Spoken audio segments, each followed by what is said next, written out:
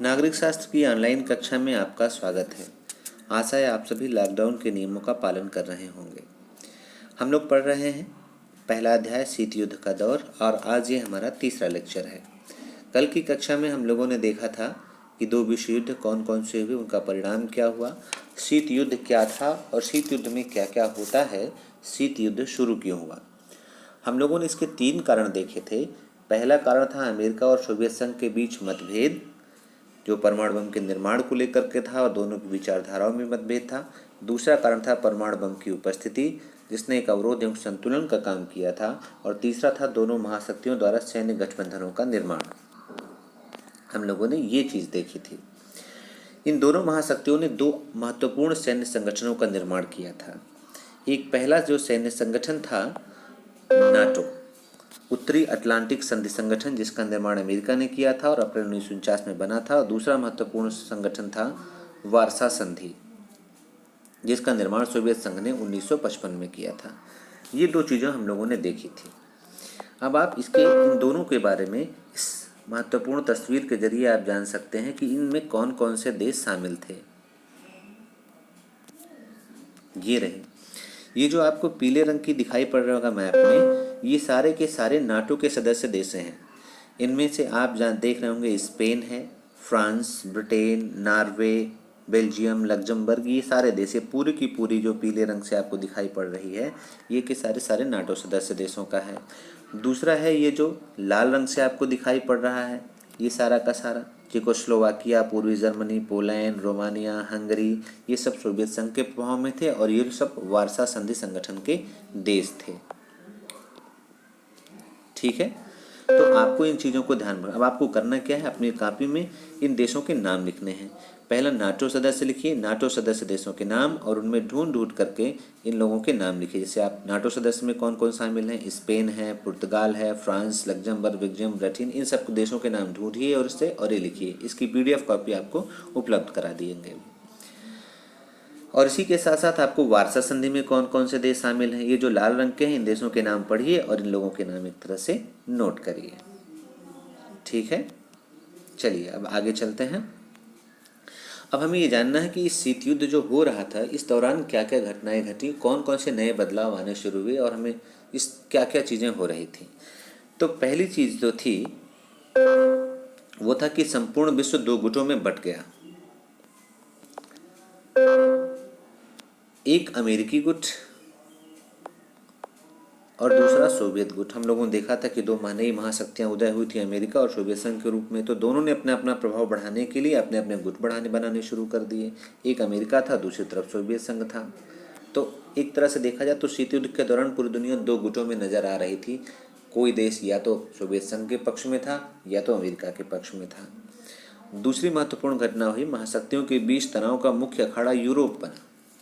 Europe में ही, क्योंकि उसमें उसके पहले यूरोपीय सर्वोच्चता स्थापित थी दुनिया भर में, हम लोगों ने देखा था कि यूरोपीय सर्वोच्चता समाप्त हो गई, लेकिन दोनों महाशक्तियों ने यूरोप को ही अपने प्रभाव क्षेत्र में शामिल करने की पहली कोशिश की। इससे हुआ क्या कि यूरोप 2 भागों में विभाजित हो गया, पहला पश्चिमी यूरोप में और पूर्वी यूरोप में। पश्चिमी यूरोप में प्रभाव अमेरिका का हुआ। अभी हम लोगों ने देखा है कि यहाँ पर मैप में जहाँ पुर्तगाल है, स्पेन, फ्रांस, ये सब अमेरिकी प्रभाव में और अमेरिकी गुट में शामिल हुए। और दूसरा था पूर्वी यूरोप, इसलिए सोवियत गुट के प्रभाव में था। हंगरी, बोलिविया, ये सारे देश, पूर्वी जर्मनी, ये सब पूर्वी यूरोप में शामिल थे। तो यूरोप का एक तरह से पूरा विभाजन हो गया पूर्वी यूरोप में और पश्चिमी यूरोप के रूप में। तीसरी महत्वपूर्ण घटना हुई, शक्तियों का प्रयोग किया गया और गठबंधन भी बनाए गए अपने अपने गुट में शामिल करने के लिए।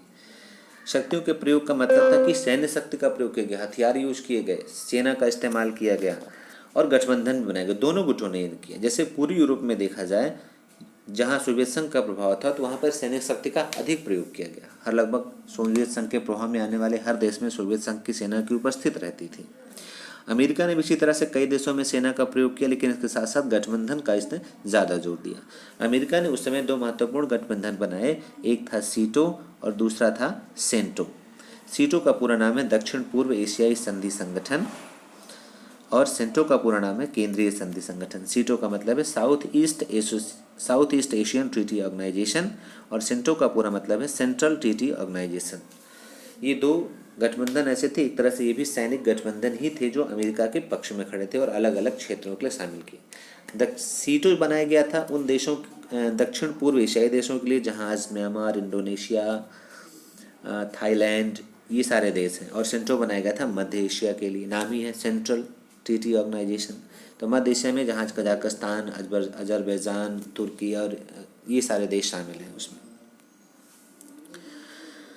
चौथी महत्वपूर्ण घटना हुई एशिया और अफ्रीका के नए स्वतंत्र देशों में इन देशों ने अपना प्रभाव बढ़ाने की कोशिश शुरू की। हम लोगों ने देखा कि उसी समय लगभग 1945 के बाद जब द्वितीय विश्व समाप्त हुआ तो अलग अलग देश आज़ाद हो रहे थे। भारत भी लगभग 1947 में आज़ाद हुआ, पाकिस्तान बना, श्रीलंका 1949 में बना, 1949 में इजराइल आया। ऐसे कई नए नए देश उसमें स्वतंत्र हो रहे थे और जो स्वतंत्र हो रहा था तो दोनों गुटें चाहते थे कि वे जो नए देश हो रहे हैं वो उनके गुट में शामिल हो जाएं। और इसके लिए उन लोगों ने क्या किया? इसके लिए इन लोगों ने 3 तरह की रणनीतियाँ अपनाई। एक तो आर्थिक सहायता उपलब्ध कराई इन देशों को, या तो ऋण उपलब्ध कराए, या तो गठबंधन बनाया इन लोगों के साथ। और इसका दुष्परिणाम ये हुआ कि इन देशों की जो नए नए आज़ाद हो रहे थे, इनकी विदेश नीति जो है ये खतरे में आ गई। विदेश नीति खतरे में आने का मतलब था कि जैसे ही कोई एक देश दूसरे गुट में शामिल होता था, उसको अपने नेतृत्वकर्ता देश की बात माननी पड़ती थी। वो अपनी विदेश नीति के अकॉर्डिंग काम नहीं कर सकता था। ठीक है, अब आपके दिमाग में ये प्रश्न आ रहा होगा बार बार कि जब महाशक्तियाँ इतनी मजबूत थीं, वो परमाणु हथियारों से लैस थीं, आर्थिक रूप से भी संपन्न थी, तो इन छोटे छोटे देशों को अपने गुट में शामिल करने की क्या ज़रूरत थी? और इस बॉक्स में आप यही देख रहे होंगे, हमने इसी प्रश्न को उठाया है कि बड़े बड़े, और ये आपसे प्रश्न पूछा भी जा सकता है कि छोटे छोटे देशों को गुट में शामिल करने की ज़रूरत क्यों पड़ी इनको? इसके पीछे भी कुछ महत्वपूर्ण कारण। पहला था कि ये जो नए स्वतंत्र देश आज़ाद हो रहे थे, जो नए नए छोटे देश इन गुटों में शामिल हो रहे थे, उनके पास महत्वपूर्ण प्राकृतिक संसाधन थे, लेकिन उनके पास तकनीकी और पूंजी नहीं थी जिसका उपयोग कर सकते थे। उन संसाधनों का उपयोग करना चाहते थे महाशक्तियाँ। ऐसे संसाधन थे तेल, खनिज, जिनके युद्ध में ज़रूरत पड़ती और आर्थिक विकास में ज़रूरत पड़ती। दूसरा महत्वपूर्ण कारण, इन देशों के पास भूक्षेत्र था। कुछ भी नहीं तो कम से कम भूक्षेत्र तो रहेगा ही, और उसका उपयोग अपने विरोधी पक्ष के लिए किया जा सकता था। जैसे महाशक्तियाँ इसका उपयोग क्या करती थी? हथियार रखने के लिए करती थी अथवा सेना रखने के लिए करती थी, जिससे दूसरा पक्ष हमेशा डरता था। तीसरा कारण था, इन देशों में सैनिक ठिकाने बनाए जाते थे। सैनिक ठिकाने बनाने का उद्देश्य था कि अगर कभी भी युद्ध होता है तो वहाँ से तुरंत इनको लाभ मिल सकता है। ठीक है। और चौथा कारण, सैन्य खर्च वहन कर सकने में ये देश मददगार होते। इन देशों के सैन्य खर्च वहन कर सकने में मददगार का मतलब ये था कि जैसे अगर मान लीजिए एक सैनिक ठिकाने बनाए जा रहे हैं, तो जो नेतृत्व करता है महाशक्तियाँ थी, वे अपने अधीन आने वाले इन छोटे छोटे शक्तियों के गुट में शामिल शक्तियों को मदद करने के लिए कहती थी, क्योंकि और ये लोग आर्थिक मदद उपलब्ध कराती भी थी। तो एक तरह से आर्थिक मदद देने के नाम पर ये लोग अपनी मदद खुद उन देशों से लेते थे। और महत्वपूर्ण चीज़ थी कि इन देशों की इन महत्वपूर्ण शक्तियों में संख्या शक्ति में वृद्धि होती। हर गुट ये चाहता था कि उसकी संख्या ज़्यादा से ज़्यादा हो, और जहाँ भी संख्या ज़्यादा होती है वो गुट ज़्यादा मजबूत माना जाता था। ठीक है। पांचवा जो बिंदु था वो था कि शीत युद्ध के दौरान अनेक संकट सामने आए। अनेक संकट का मतलब ये था कि तमाम छोटे छोटे युद्ध हुए, युद्ध की स्थिति में पहुंच गए। ऐसा लगा कि पृथ्वी विश्व युद्ध शुरू हो जाएगा या परमाणु बम का प्रयोग हो सकता है। इनको ही अलग अलग नाम दिया गया। इनमें से कुछ महत्वपूर्ण हैं, आपको ध्यान में रखना है इनके वर्ष भी, ये कब और संकट कैसे आए। इनमें से एक था कोरिया संकट। कोरिया संकट 1950 में उत्पन्न हुआ, 53 तक समाप्त कर दिया गया। इस कोरिया संकट में आज आप उत्तर कोरिया, दक्षिण कोरिया का नाम सुने होंगे। उत्तर कोरिया और दक्षिण कोरिया के विभाजन भी इसी संकट के कारण हुआ। उत्तर कोरिया को सपोर्ट करता, एक तरह से सपोर्ट करता है सोवियत संघ करता था, और दक्षिण कोरिया एक तरह से अमेरिकी प्रभाव में आ गई। और इस संकट के परिणाम स्वरूप ही कोरिया का विभाजन उत्तर और दक्षिण कोरिया के बीच हुआ था। उसी तरह से बर्लिन संकट 1958-62 में खड़ा हुआ, और इसके परिणाम स्वरूप क्या हुआ? बर्लिन में एक दीवार बना दी गई। बर्लिन उस समय जर्मनी में है, और बर्लिन का कुछ क्षेत्र जो ऐसा था जो पूर्वी यूरोप में था और कुछ पश्चिमी यूरोप में। तो इन दोनों को अलग करने के लिए कि दोनों के बीच में आपस में या दोनों की जनता के बीच आपस में कुछ ना होने पाए, बातचीत न होने पाए, विचारधाराओं का आदान प्रदान न होने पाए, सत्य बर्लिन में एक दीवार बना दी गई और बर्लिन दीवार उसे कहते हैं। 1991 में ख़त्म कर दीवार गिरा दी गई, लेकिन अभी भी उसके अवशेष वहाँ पर विद्यमान हैं। और उसी तरह से आया कांगो संकट। कांगो अफ्रीका का एक देश है। 1960 के दशक में यहाँ पर भी संकट हुआ और कांगो का विभाजन अलग अलग राष्ट्रों के रूप में हुआ। सबसे महत्वपूर्ण और जानकारी के लिए जरूरी है आपका क्यूबा का मिसाइल संकट 1961-62 के दौरान वहाँ पर शुरू हुआ था। फिर वियतनाम संकट आया और अफगानिस्तान संकट। अब वियतनाम संकट 1962 में और अफगानिस्तान संकट 1979 में। क्यूबा मिसाइल संकट अभी हम लोग इसको देखेंगे डिटेल से।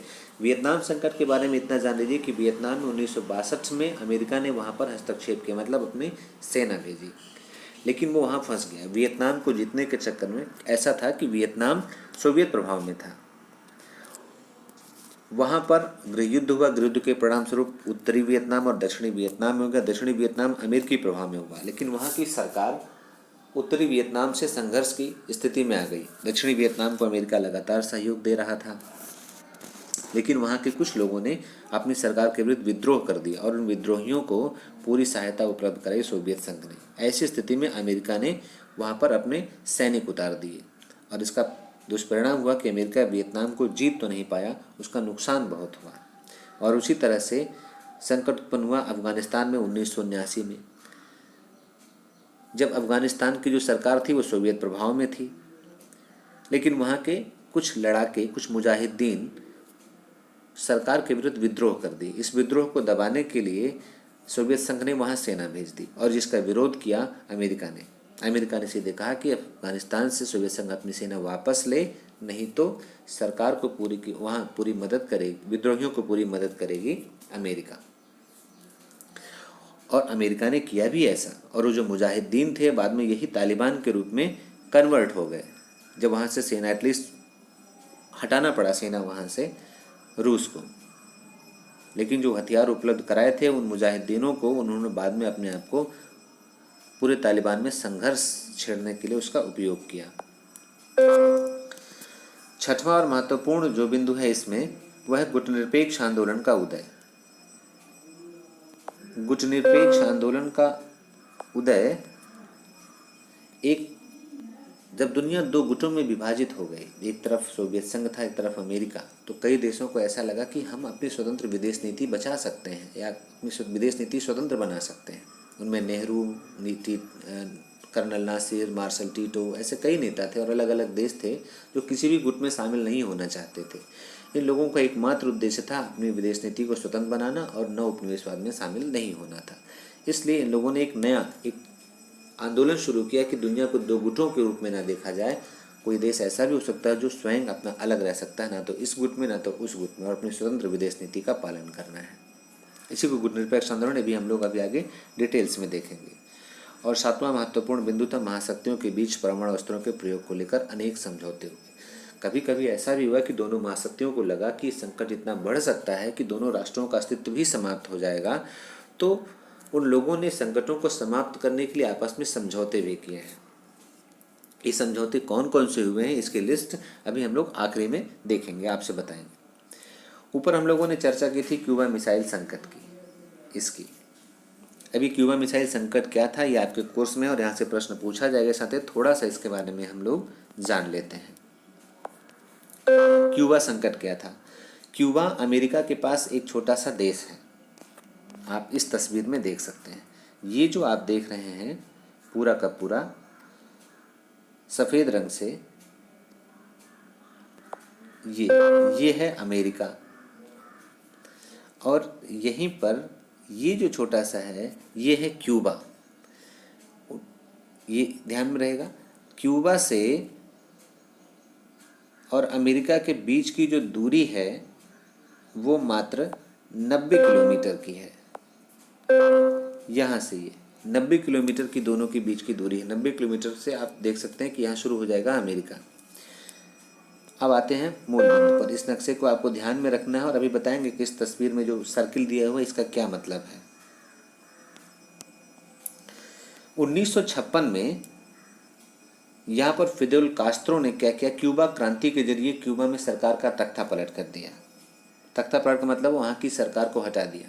फिदेल कास्त्रो को सोवियत संघ का समर्थन प्राप्त था। वो कैसा था, साम्यवादी विचारधारा का था, जो मजदूरों और गरीबों के शोषण की समाप्ति की बात करता था। तो अपनी सरकार के विरुद्ध इसने आंदोलन खड़ा किया और वहाँ पर एक क्यूबा क्रांति नाम दिया। 1956 में वहाँ की सरकार को हटा दिया गया और फिदेल कास्त्रो वहाँ के राष्ट्रपति बन गए। फिदेल कास्त्रो राष्ट्रपति बन गए, इसका मतलब सोवियत संघ का प्रभाव वहाँ पर बढ़ गया। अमेरिका को इसको लेकर के चिंता हुई और उसने अपने तमाम खुफिया संगठनों को आदेश दिया कि फिदेल कास्त्रो को या तो मारा जाए या तो उनका तख्ता पलट कर दिया, उन्हें हटा दिया जाए। लेकिन ऐसा वो लोग कर नहीं पाए, संगठन इसमें व्यस्त रहे। इसी बीच रूस के राष्ट्रपति क्रुश्चेव ने क्या किया कि फिदेल कास्त्रो से बात करके और यहाँ पर कुछ मिसाइलें तैनात कर दी। मिसाइल क्यों ऐसा हुआ, क्योंकि अमेरिका ने युद्ध की स्थिति के लिए तैयार अब खुद को किया था और उसने क्या किया कि सोवियत संघ पर अटैक करने के लिए इटली में और तुर्की में, जो उस समय सोवियत संघ के करीब थे, वहाँ पर अपनी मिसाइलें तैनात कर दी थी, जो लगभग 170 किलोमीटर की दूरी तक मार कर सकती थी। जबकि सोवियत संघ के पास इतनी दूरी तक मार करने वाली मिसाइलें नहीं थी। इसलिए उसने क्यूबा की भू क्षेत्र का उपयोग किया और वहाँ पर मिसाइलें तैनात कर दी। अमेरिका के जो जासूसी संगठन थे वो तो इसी में रहे कि वो फिदेल कास्त्रो का तख्ता पलट करना चाहते थे। लेकिन 3 हफ्तों बाद अमेरिका के एक जासूसी विमान था, U2 उसका नाम था। U2 ने कुछ तस्वीरें खींच करके उनको दी और इससे उन्हें पता चला कि वहाँ पर मिसाइलें तैनात कर दी गई हैं अमेरिका के विरुद्ध। अमेरिका को इस बात को लेकर के चिंता हुई। इसी बीच रूस ने U2 को मार गिराया और उसने कहा कि ये जासूसी विमान था और साथ ही हमने इसे मार गिराया है। इस U2 को भी लेकर के दोनों के बीच तनाव उत्पन्न हो गया। तो एक तरफ मिसाइलें भी तैनात कर दी थी रूस ने, U2 विमान को भी उनके मार गिराया जो जासूसी विमान था। और अमेरिका के राष्ट्रपति थे जॉन एफ कैनेडी, उन्होंने उससे कहा कि अपनी मिसाइलें वापस ले लें और U2 जो विमान गिराया है उसकी क्षतिपूर्ति करने के लिए उसको धन दें। लेकिन शीत युद्ध था, सबको आशंका थी कि कभी भी अटैक हो सकता था। तो रूस ने वापस नहीं किया, बल्कि उसे लगा कि अमेरिका तैयारी कर रहा है, साथ ही अपने कुछ जंगी जहाज क्यूबा की तरफ भेज दिए। अमेरिकी राष्ट्रपति ने भी तुरंत अपने जहाज़ों को आदेश दिए, जंगी जहाज़ों को, कि उन्हें अटलांटिक महासागर में ही रोक दिया जाए। और इससे क्या हुआ, अमेरिका के जंगी जहाज़ भी क्यूबा की तरफ बढ़ गए। दोनों के बीच युद्ध की आशंका बढ़ गई।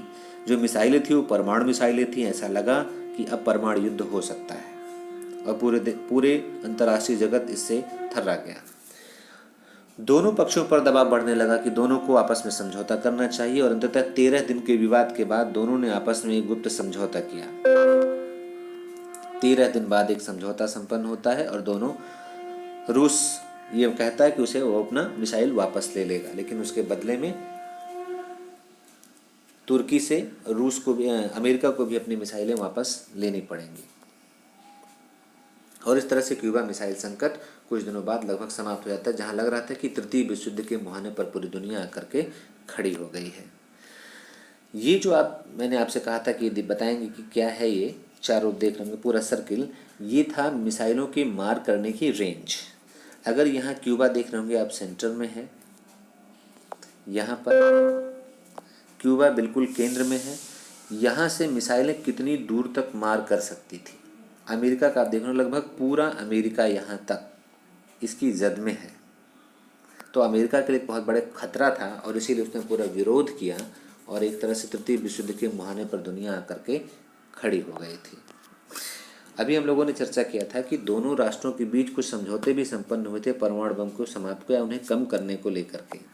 उनके बारे में हम लोग जानते हैं वो कौन कौन से समझौते थे।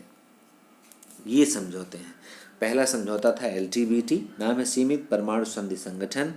5 अगस्त 1963 को ये समझौता हुआ, ये आपको डेट ध्यान में रखना है।